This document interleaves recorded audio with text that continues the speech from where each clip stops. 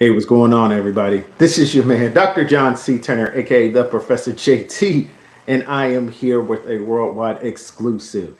I am super excited to have the world renowned Dr. Stacie Chana, founder of TechEd Maven Consulting.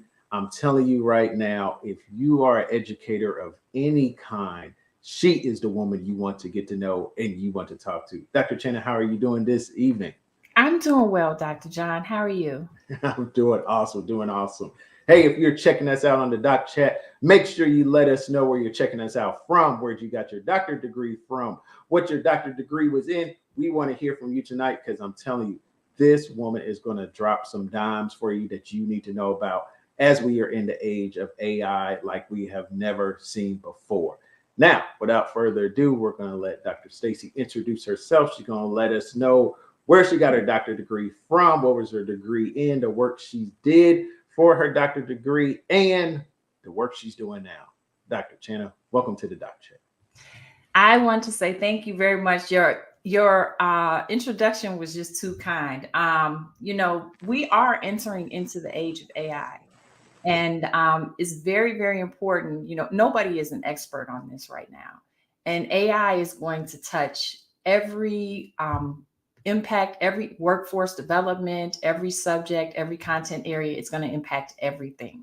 And so I'm glad that everyone is here this evening. And thank you for this opportunity. I know we've been talking and you wanted me to come on the podcast for a long time, and I'm shy and I'm nervous, but we're going to have a good time and I'm excited. Yeah, Um, yeah. Tell us a little bit about yourself. Absolutely. So, my background is I started out as a high school science teacher, and I won't say when, but I taught for 10 years. I taught chemistry, I taught biology, and so I have a natural inclination towards STEM technology. I was looking back over, I probably one of my first resumes. And when I looked at the skills at the bottom, it said email abilities. And Oh, wow. so, I mean, that was when you would put that down as a skill Yeah, on your resume. So I thought it was fun reminiscing. yeah, But yeah. it takes me back to the beginning and teaching high school. I taught on Chicago's West Side at Crane High School. In case there are any Crane Cougars who are checking in or see this, I'm with you. I see one. And so I taught there for 10 years, and I was probably almost the same age as my students, just a little bit older at the time. And I loved it. I was a teacher for a long time.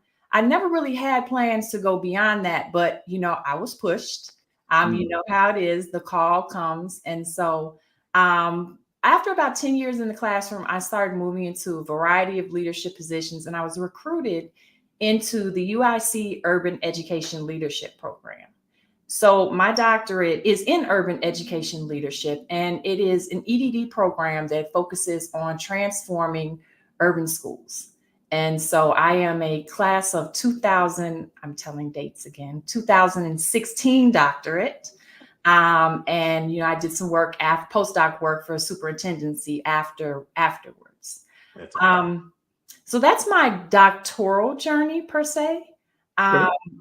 while I was working on my doctorate, I was transforming schools. So at the time, I did my principal residency at Kenwood Academy with my mentor, Principal Dr. Jones.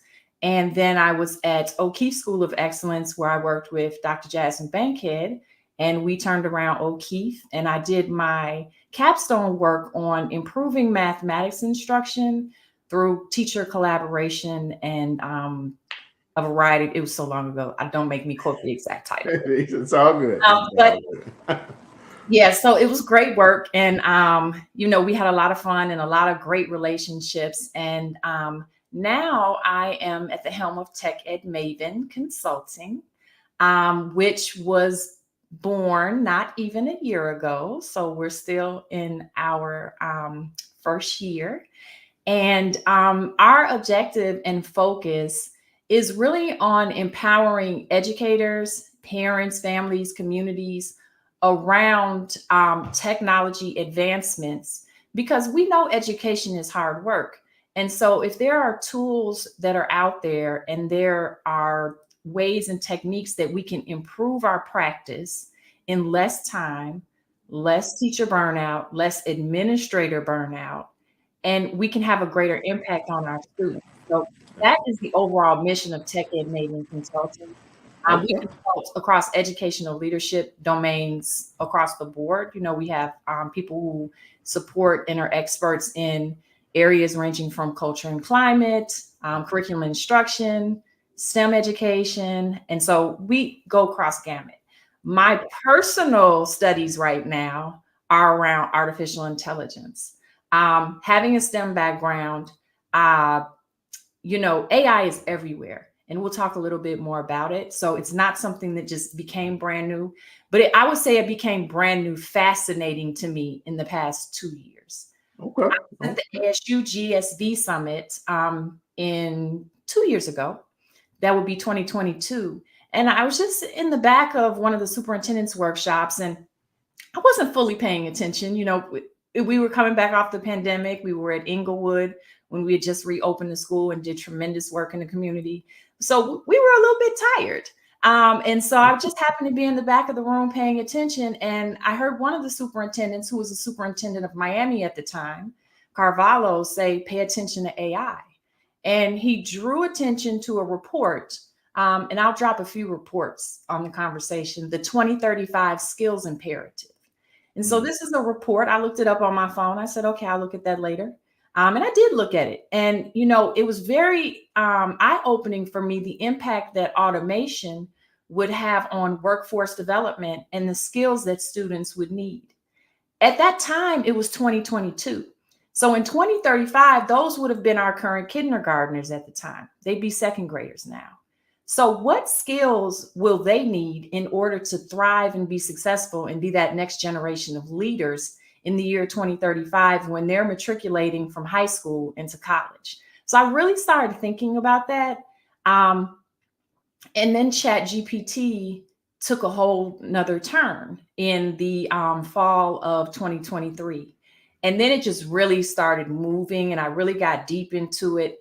And, being a STEM teacher working in Black and Brown communities, I've seen firsthand when students don't have access to current technology, current STEM education, when they don't have the same, points of reference and exposure to things that, students in other different socioeconomic or different demographics may have.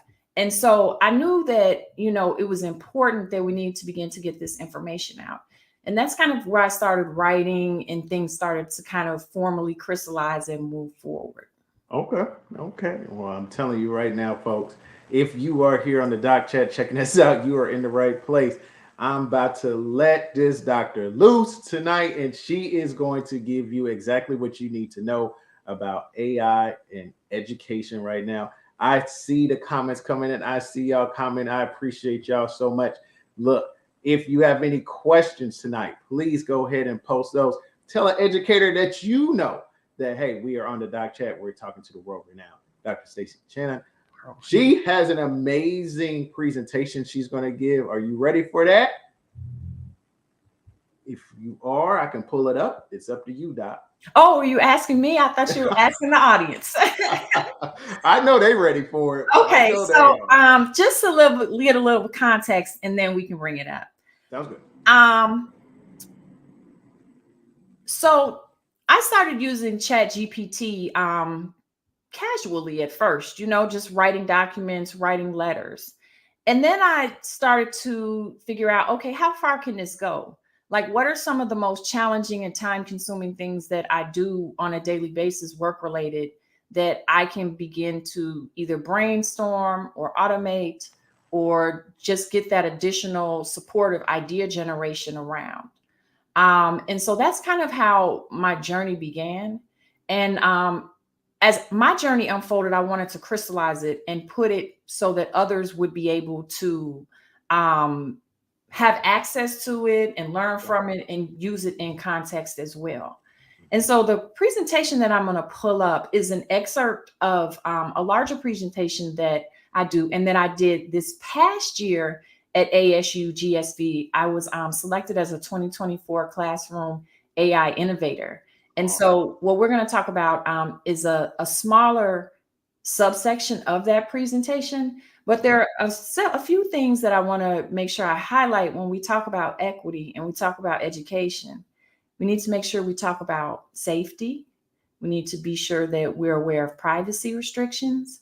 We need to make sure that we're very conscious of equitable exposure and access, and that we're aware of the bias that is latent within artificial intelligence. And I'll get into a little bit of the technical part of that as questions come in, but I want to make sure that I just give a little bit of background before we start.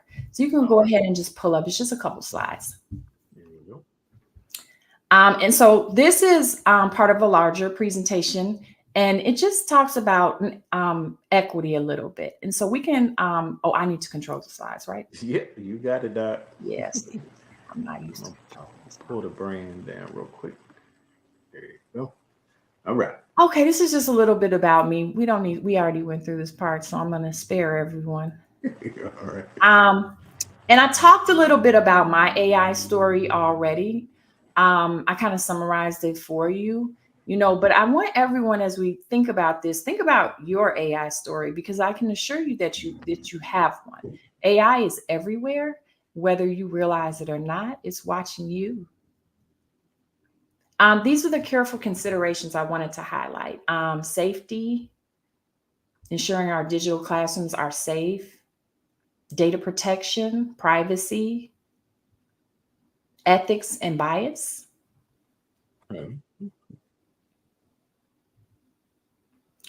And so the larger question that we're going to look at today is, how can we begin the discussion around equitable and bias-free artificial intelligence? Because that's all we're going to be able to do at the moment. But it's so important that we at least are aware and begin the conversation. Okay. So a little context here, and I think this is going to play unless I pause it, which I just did. So I'm going to give you a little bit of context. I was creating a content series for TechEd Maven for Facebook, and I wanted to highlight African-American contributors to STEM in America, because this was at the end of January, so I was creating content for African-American Heritage Month. And in that content, I wanted to have different reels and different posts. And so I created a prompt with ChatGPT, and I asked it to do that. And so you can take a look here. I'll read you my prompt so you can kind of just see the way that I am interacting with ChatGPT, kind of in a modeling capacity. And I also ran this with ChatGPT Pro, which you can do similar work in the free version, except you're not able to generate images. I highly recommend ChatGPT Pro because just the level of compute and the level of quality of the content that you'll be able to produce. But the free version, is a great place to start if you're not using it as well. Okay. So, did you have a question? Well, when you're talking about prompts, and let's try to take this from a stage of, I don't know anything you're talking about. Yeah. What exactly do you mean when you say a prompt? Right. So a prompt is a set of instructions that you would give a chatbot. So you're basically telling it what to do.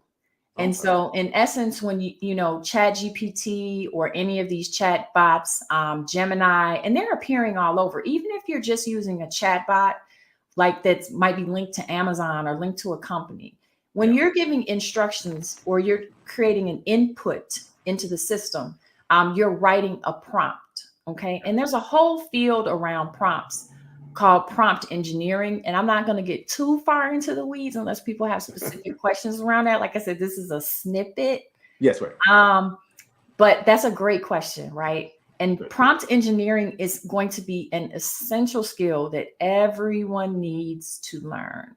That's and so my materials actually teach prompting in the context of, either you're a teacher or you're a principal or you're a leader, or, I have other materials that would be related to different themes, sports or things for teenagers.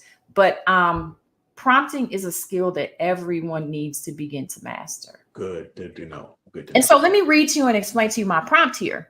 Okay. So my prompt that I gave was, I told ChatGPT, I'm creating a social media set of content to honor African Americans in STEM. For this content, please place a table of 20 African Americans who have contributed to STEM in the past 400 years, being sure to include current individuals as well as those from previous generations. Please be sure to include women and men. This is me trying to, help guide things not being biased and promote diversity within the prompt, right? Okay. There should also be a 160 to 180 character summary of their accomplishments. This table will have 2 columns. The audience is for school principals to highlight these individuals to their school community to celebrate Black History Month. So I gave it very specific instructions around what I wanted it to do. Yeah, right. sounds like it. Yeah. And so now we're going to take a look at what really happened.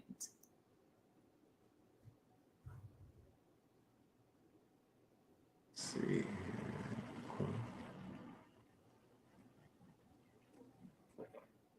And so it's doing what I asked it to do in regards to highlighting individuals and their accomplishments.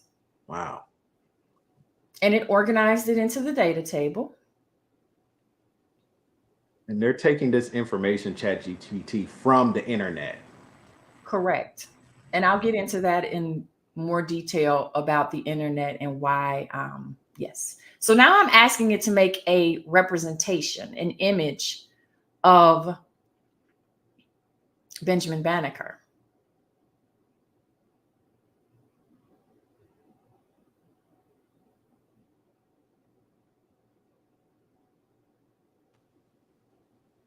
Wow.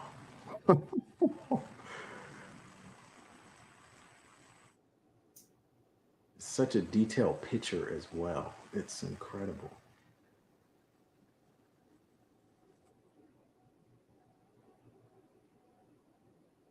Now, of course, you're not doing this live. This is something you've done, and this is what the kick out looks like after you put it. Correct. So this is a screenshot of my work. I just, showed it. But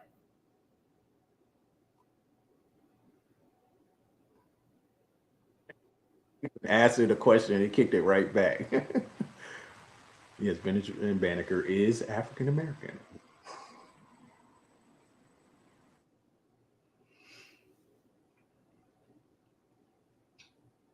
Wow. Okay. And so I use that example, and we're on a live stream, so people can't, you don't hear everyone's kind of sounds, right?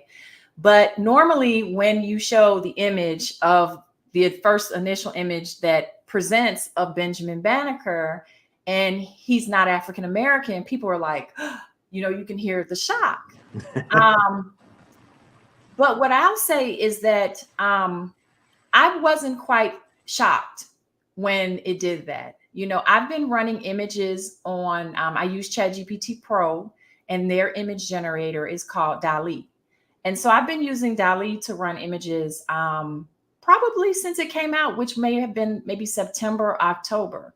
And I often ask it to run images of classrooms or schools, and I wanted to include diverse students, various representations, and it really struggles.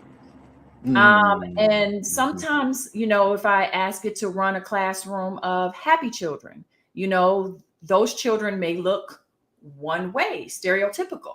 And or if I ask it to run a classroom of sad children, there may very well, and most of the time there is some type of interlaid bias or stereotype in what I get. Okay. Because I want to jump into something real quick, because we have a question that kind of aligns with this. Let me pull it up real quick, because this is really good. Kind of long story short of this particular question, Ashley, who's phenomenal, talks about her daughters. She's using AI as a parent, but is seeing they're failing our children. So as you kind of brought up the point that you did, her question goes into what are some suggestions to bring up AI and these regulations and help them with the education that needs to be taught? Because it's just like you're saying, it's not putting out there who we truly are. It's kind of giving this example of what it thinks it is. But if it's like you said, it's from the internet, it's just taking and putting out there what it has. Is that correct? So yes, so I'm looking at Ashley's question first. So I want to answer her question. And so she has 2 girls who are 4 and 6 years old. And so I would begin to talk to them about artificial intelligence, about robots, about things that they normally see in their day-to-day life, right? And I can't see her question anymore, but I want to make sure that I can't see. Let me And pull out so your presentation real quick. We'll put it back up when you're ready. So go ahead. there have been systemic inequities in education. I was at CASA, the California Association of African American Superintendents, about 6 weeks ago presenting. And we talked about, this is the 70th year anniversary of Brown versus Board of Education. That's correct. And, how far have we come, right? Mm-hmm. And so while our schools are not segregated like this, by law, like the schools that my mom and my aunt went to in the South, we still they're not equal, right? That's right. And depending on where you live, they may very well be separate still, but it just looks different, right? That's right. And so it's a systemic issue, and it's not just with STEM education. I think STEM education, it's very prevalent and very pronounced because, number one, it's difficult to find STEM educators. Try to find a middle school science teacher. It's very, very challenging. And so when you do find STEM educators in public schools, right? And they're there. Very good ones too. I was one of them. They have their choice of where they want to go. Right. And so oftentimes, they might take assignments that seem easier, not always, but it happens. So in higher need schools, it's harder to staff, it's harder to find STEM teachers, it's harder to find computer teachers, and it just continues to perpetuate these inequities. I know when I went to college, I was the only woman of color in my classes.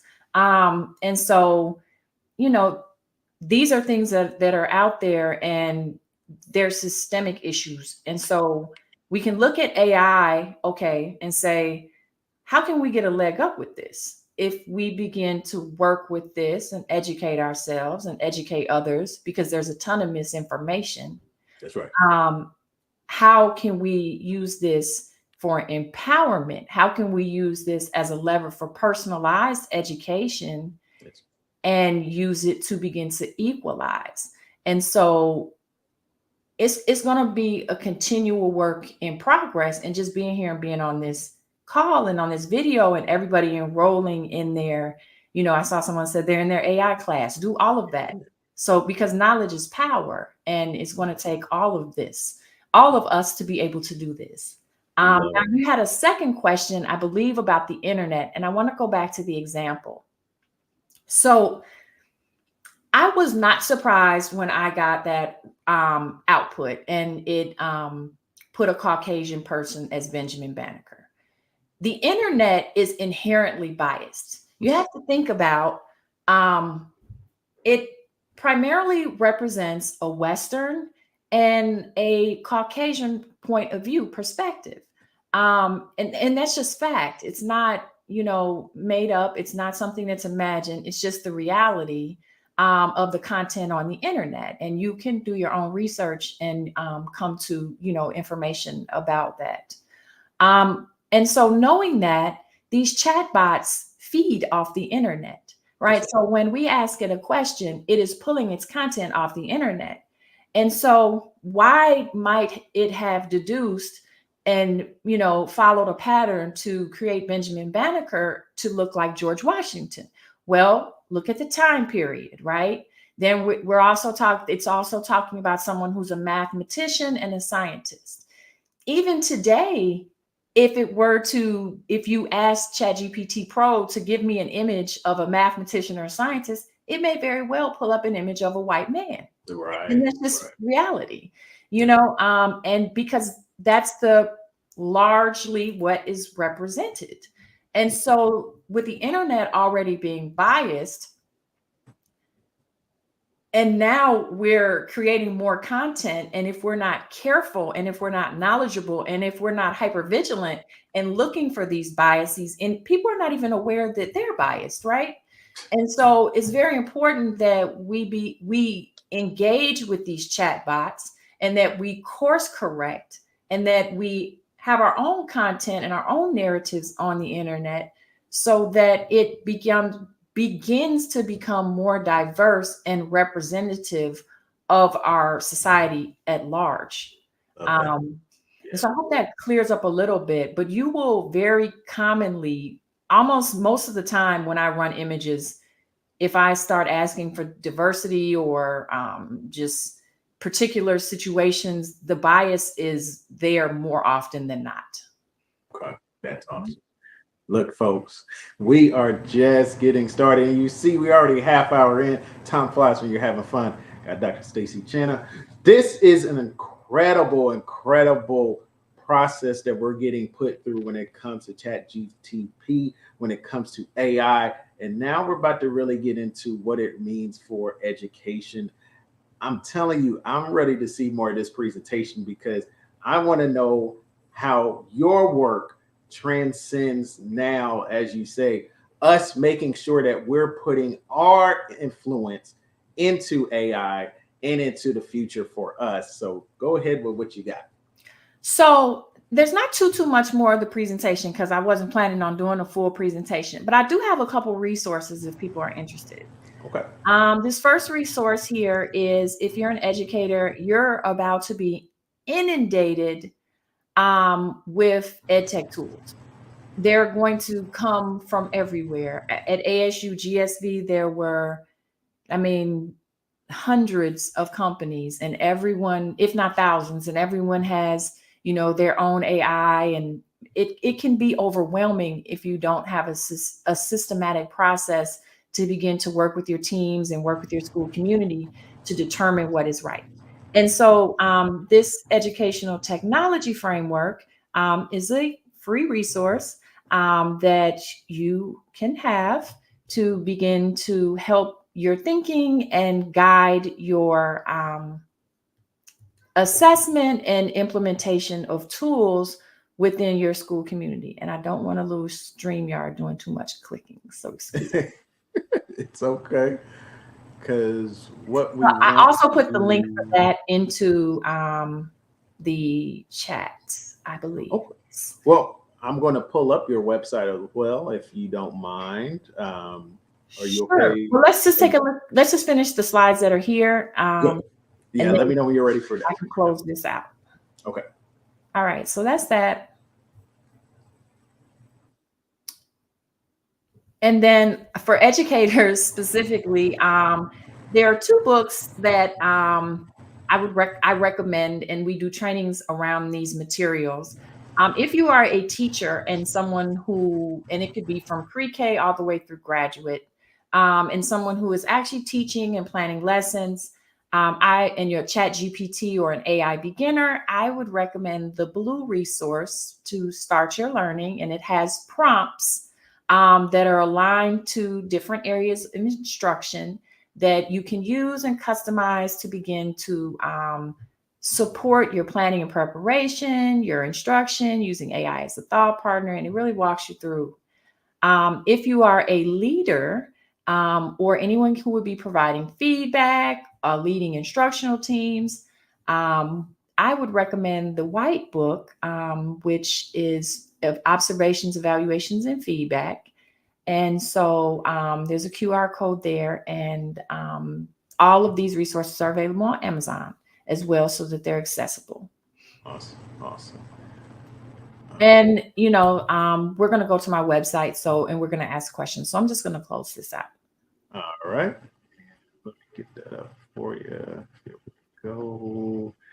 Awesome conversation so far. I am just real to people that are viewing right now and what information they are even sharing about what's going on AI. So talk to us. When did this officially birth?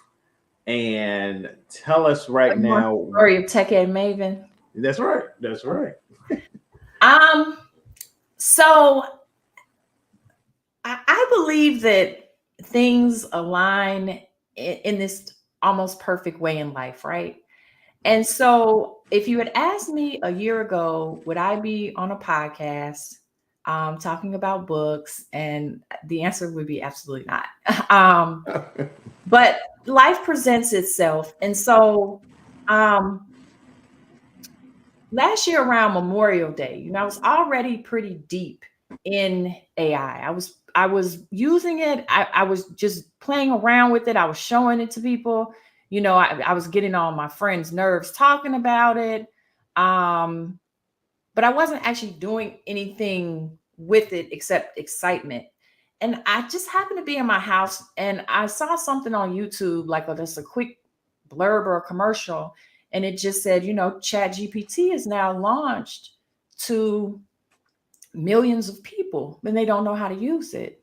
So now's your time to make materials to teach people. And I'm like, okay, yeah, like I can do this. Like I taught science for 10 years. This is what I do. And so I was like, what materials, what am I going to create? And, I sat on it for a little while. And then, I started asking Chat GPT. And, Chat GPT is a great thought partner. I'm not kidding. Very serious. And so I asked Chat GPT and it started mapping out not just the types of materials I could create, but it also mapped out a business plan. Wow. And so Wow. anyone who is looking to start a business or create content, I would highly recommend that you spend some time learning how to leverage AI because it is extremely powerful and it can exponentially magnify your existing expertise. Indeed. And that is how I like to leverage ChatGPT. So I teach curriculum and instruction for Roosevelt University. And so I thought to myself, okay, I know some of my students, they were saying, they're not, they were doing their field observations and they were talking about how other people, the teachers were complaining that the students were cheating with ChatGPT. And the teachers were using ChatGPT on their observations, their pre-observation conferences or whatever. And it was almost like a joke, like everybody's making fun of everybody cheating with ChatGPT. But what hit me was, okay, this is an opportunity. So that's when I began Memorial Day of last year. I actually was outside watering my garden and I just had an epiphany, like write a book about teacher evaluations. Well, I'm not going to, write a book necessarily about teacher evaluations because I believe if you improve your practice and you become better at what you do, your evaluations are going to improve organically and naturally, right? And so when I wrote Ace Your Teacher Evaluations, I didn't have a title for it at first. I was just writing a book that was aligned to the standards and evaluation type criteria and protocols that are used, to evaluate teachers, to give them prompts to be able to improve in these domains. And then it was an afterthought working with ChatGPT that came up with the title. And so it just went from there. But, ChatGPT came up with TechEd Maven when I knew that I wasn't 100% confident about writing under my own name at the time, because this really was kind of like an experiment. Like it wasn't like I had no idea it was going to flourish in this way. Yeah. So I was writing under Taylor Mitchell. So I told ChatGPT, I said, look, I want to start writing. I want to write under a pen name. And I have this like Marvel type theme that I want to kind of have overlain, where you have in the daytime, I'm going to use Clark Kent as an example. And then you have, and he's not Marvel, I know that too. And then you have Superman. So it came up with Taylor Mitchell by day and TechEd Maven, the superhero, I guess you would say, by night. That's powerful. And it came up with a couple other options too. But when I read TechEd Maven, I just knew that it just felt right. And so I wrote, Ace Your Teacher Evaluations was the first book. And then I said, okay, well, what about the kids? Right. So that's when I wrote the prompt theorem, and I wrote Ace Historical Wonders and Ace Your AI Sports Odyssey, so that there would be kind of, and those are under Amazon resources. Gotcha. And so that there would be materials that would be, student ready to go. And, young adult or any adult, really. I wrote the sports book for everybody. So that, if you want to kind of learn how to use ChatGPT or any of these generative platforms in a performance task or project type of manner, that's what the books are. They start out with simple tasks you're doing in the beginning, and then you're building up in the complexity of what you're doing until you have a much more comprehensive project or performance task that you're completing at the end. That's awesome. And, then we created the prompt recipe, which is kind of a framework. And when I do my trainings, I, go into that and examples. And then at the end of the summer, last summer, I wrote Ace Your Instructional Leadership. And a friend of mine, actually, I won't say his name right now, but he told me to write this book. And I was like, come on, the other ones aren't really moving. I don't know. He was like, no, go ahead and write that book. And I'm so glad I did, because it took off. And, Right. So it's really exciting. So the rest of those are just different resources for schools, journals. But Okay. when I tell you that leveraging AI, you can really get your entrepreneurial game on in a Wow. completely different manner and capacity that you would have ever thought possible. I'm not joking. All of this was created. Every material, none of this was here a year ago. My entire website, and I work with AI. It just doesn't create and I just paste it there. Of course not. It's an iterative process where I have an idea. I work back and forth with ChatGPT. I like ChatGPT. But any of the Google Gemini, and I go back and forth and I build content just like you. If you were working in a team, you would have discussions. You can have shared, actually bring ChatGPT or AI in as a team member and use it in various capacities in meetings to help brainstorm, streamline, organize. There's just so many ways, particularly when you upgrade to pro. The things that you can do are almost becoming endless. There's something new every day. Tell me right now when it comes to education, because I can't miss this in this particular show. Mhm. What should educators have? What should they have in their hands right now moving forward, especially with school about to get out, looking to go into the fall? What should they have in their hand as they're moving forward to get ready for these next set of kids that are probably going to know more about it than they do? So there are many things that they need to be aware of. So if you look, well, I'm glad you still have that image posted. The second one there, I have a couple articles or a couple things posted on this resource page. The artificial intelligence and the future of teaching and learning. That is a foundational read for any educator. I would say if you're going to pick one publication, it's about 60 pages. It was published in May of 2023. And it'll direct you to a plethora of other resources, but it really gives a strong foundation for you to start on. And it talks about the importance of human in the loop. When we talk about AI in education, we just can't turn it over. We're serving children. So we have to be in that loop as educators with the AI, working with it, giving it instructions, giving it feedback, monitoring what's occurring, making sure that, because it is new, right? And so mistakes happen, things happen. And so we need to be very vigilant. So that would be the first thing that I always recommend. And that's why it's there, that Okay. any educator read regarding AI. Okay. It covers a lot of the legal and ethical basis, and it's going to point you to a lot of other publications that as an educator, you should be familiar with regarding technology in general and artificial intelligence. There were a couple FAQs for parents up there. If you're looking for just like a simple talking points with parents, pulling down one of those, they're just a couple pages and they'll give you some great talking points too.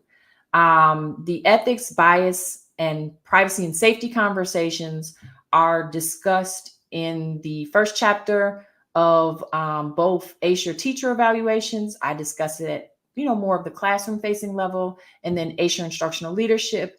I really discuss it at the legality levels that principals and superintendents or anyone who's in administration, higher ed, or anyone who is an administrator who's legally bound around, different facets of technology and policy. It's kind of broken down and simplified there for you. Okay. What else? I mean, experimentation, getting in and using ChatGPT, just coming up with random tasks and ChatGPT, I want to plant a garden. Can you help me do that? I live in Chicago. It's zone 6B. These are the things I like to eat. I want it to be in containers. Can you give me ideas? Or, anything, just so you can become comfortable using it. And, it will come to you naturally as you become more fluent using it for the small things. Then you'll be comfortable beginning to use it for strategic planning and higher cognitive tasks. Okay. And let me pull this up because, folks, this woman is traveling and she is doing it big time. Schedule. I just appreciate her for even having a couple minutes. Okay, so this is a great time to make this shout out. I just left UIC's pharmacy graduation. My younger cousin, Kiana Miller. Shout out. He is now Dr. Kiana Miller. And so I'm going to make sure. She said, no, don't shout me out. I said, yes. Got to shout you out, Doc. Got to shout you out. We love it. We love it. Someone said, do I do a risk analysis for insurance? I would ask it. Yeah, it would do it. Definitely would. Let me see. So you just came back from San Diego, one of the most exclusive AI conferences in the world. Tell us about that experience, what it was, because I think a lot of people see it, but they don't realize, like, you just ain't walking into this conference. Like, you was there presenting to thousands and thousands of people. I wasn't presenting to thousands of people. There were thousands and thousands of people there. I did not present to thousands and thousands of people, though. Well, how many people do you feel like were there? Oh, it was definitely it was over 10,000 people. There you go. But I understand what you said. Yeah. So tell us about your experience. ASU GSV is it's a combination between Arizona State University and GSV Ventures. And they have an annual conference that meets at the intersection of education, educational technology, and entrepreneurship, right? And so, I mean, there are very dynamic, smart people at those 3 points who attend. And I was just very honored to be selected as an ASU GSV classroom innovator. And they selected me for the work with these books that have been created. And then I'm working, with Roosevelt and doing trainings. And so just helping to build the capacity of leadership around artificial intelligence and education. It was really exciting. The AIR show, this was the first year that they've ever done that. The AIR show was a 3-day pre-conference leading up to the ASU GSV Summit. I mean, it's extremely exciting. It was all about AI in education. AIR stands for AI Revolution. And it was just a great opportunity. And then that was ASU GSV. It was very fun. And then I was in San Diego. Now you're pulling up my LinkedIn page. That's right. Because I had to just show this picture. No, I just needed to show the picture because this is incredible. You were actually providing your resources to these amazing people that were at the conference, and that is beautiful. Just wanted to show that. We do a book giveaway. So those of us who have been teachers, we know about our exit tickets, and we know we want, our exit tickets completed. And so, at the end, everyone who completes their exit ticket, we do a raffle, and 5 lucky educators walk home with either a copy of ACE Your Instructional Leadership or ACE Your Teacher Evaluations, because that's the point. We want to get the content out. We want to get it in people's hands. We want people using it. We want people learning. Because when leaders and teachers learn, then that can transfer to the students. If the leaders and the teachers are not comfortable yet with AI or with the tech, then, it takes longer to permeate to get to the students. And, AI is moving so fast.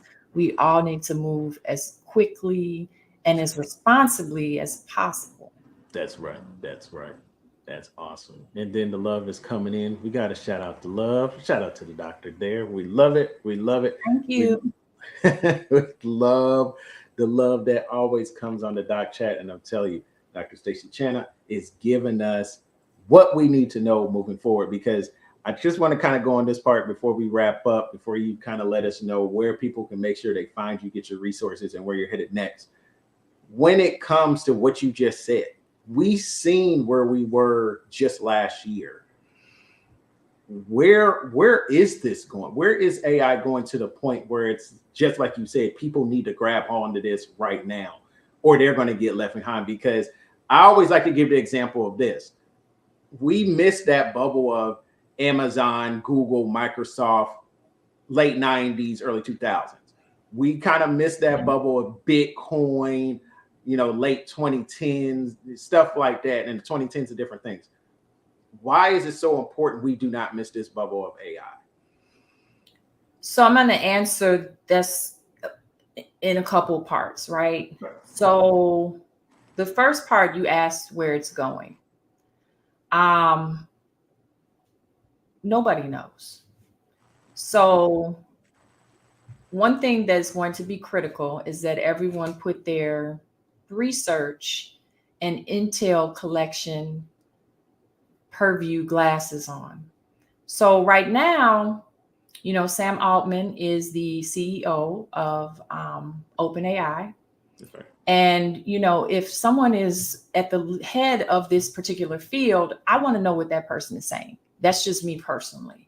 So, I've watched countless hours of YouTube videos of Sam Altman speaking. You mentioned Google, you mentioned Amazon, all of the major players. I would go on and listen to what they're saying about AI.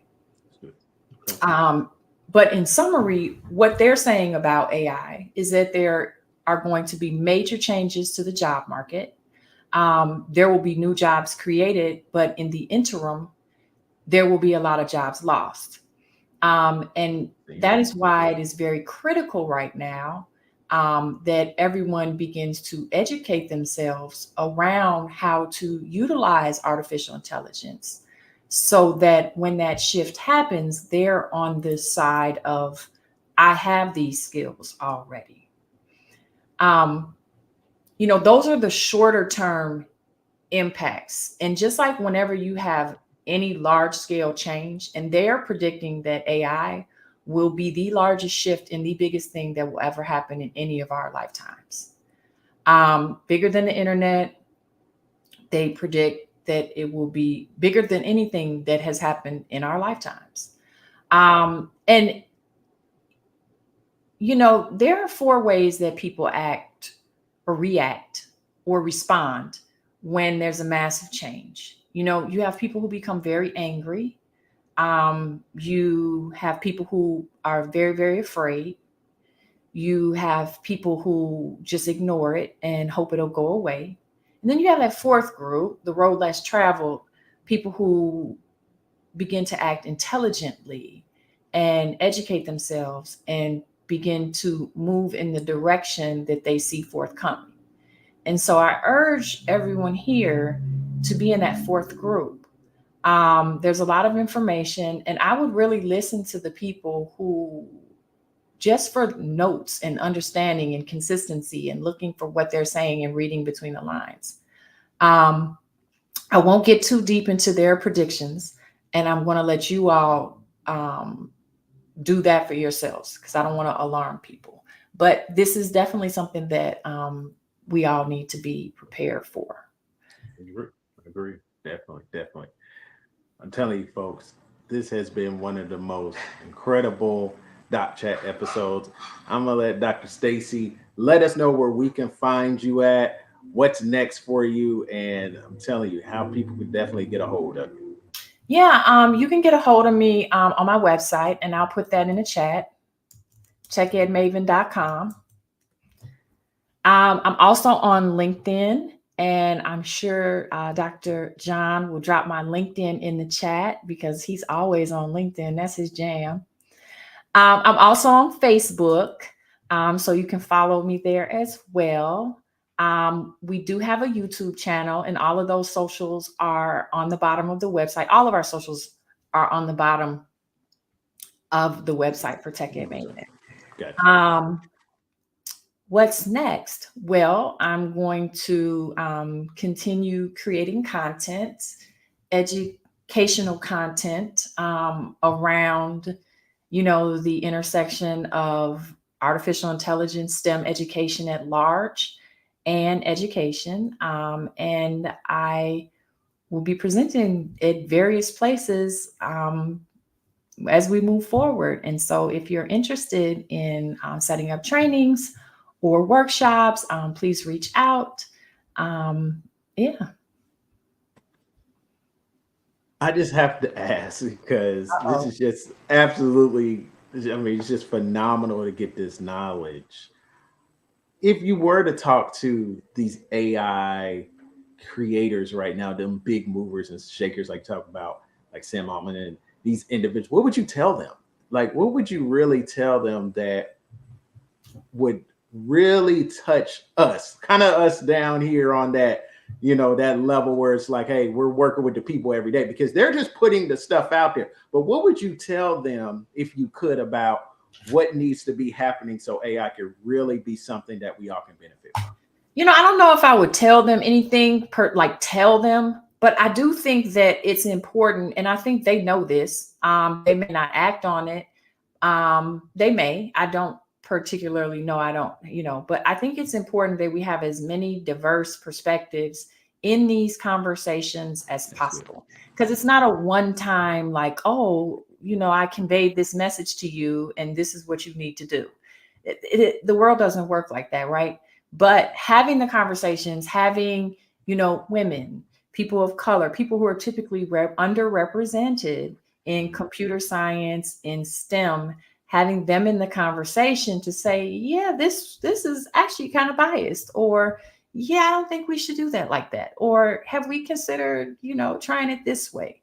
The more people, the more diverse perspectives, the more uniqueness that we're able and value that we're able to contribute, the better off that we will all become.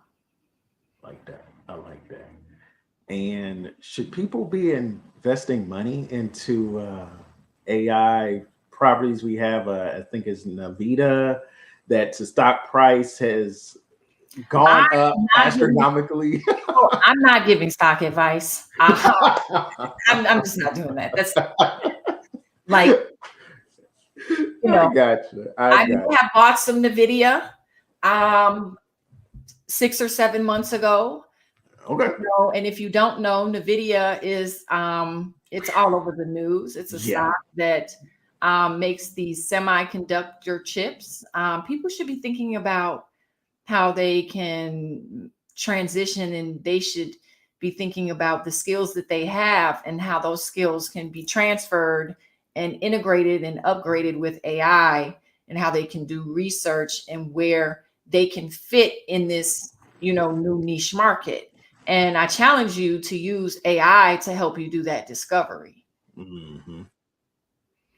I'm going to try to bring something up to show people how real this is, if I can get it. Are you bringing up Nvidia stock? You have to, because these people don't realize how wild this is. And this is the effect of AI right now. And I'm just going to pull up. Let me see if I pull it up. So if we're looking at the stock price today, just today, where it was a month ago, it dropped, but that's the first drop we saw really of it, because 204% in the past year. I mean, almost 1,800% in the past 5. This is what Dr. Stacie is talking about. The effect of AI is real. That's one effect in the supply chain, right? And so correct. If you have a supply chain and you have these chat bots, quantum computing is really the next stage. I see that. Gotcha.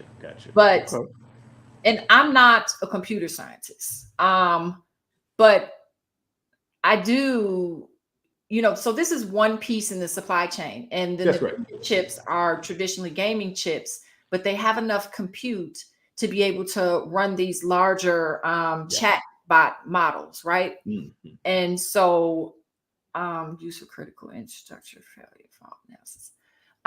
And so when you have a monopoly on the market and you're really the only company that can produce these at the demand, your price is going to soar because there's a greater supply than the demand, fits.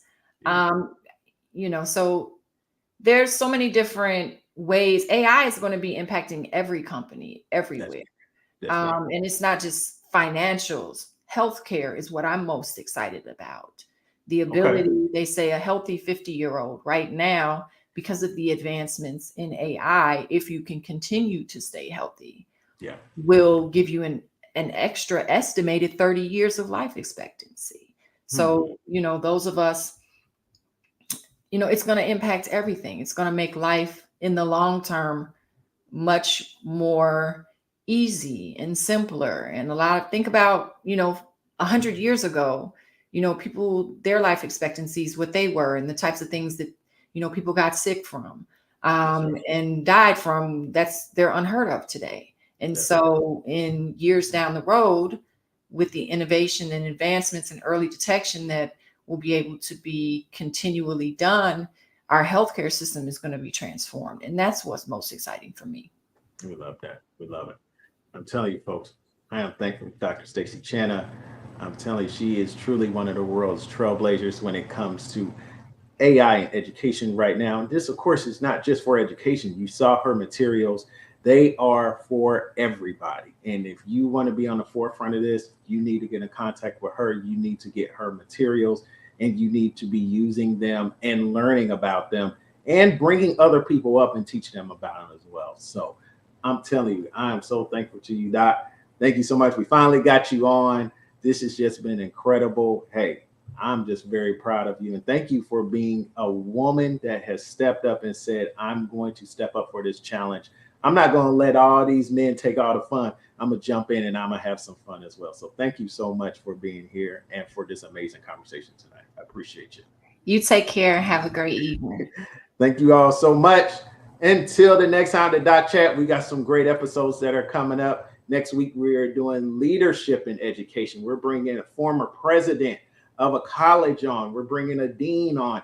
They're going to talk about how you can get there as well to the top of those educational institutions. And then in a couple of weeks, this is May. This is Mental Health Awareness Month. We have 3 amazing therapists that are going to come on, and they're going to talk about how you can make sure you are in the best shape of your life, both mentally and physically. So thank you to everybody, all our viewers, everybody that checked this out. I'm telling you, I saw the views, I saw the questions. We love y'all. We appreciate y'all. This is the Doc Chat. I'm your host, your man, Dr. John C. Turner, aka the Professor JT. Dr. JT is here, and we cannot wait to be with you next Thursday evening. And until next time, we all say peace out.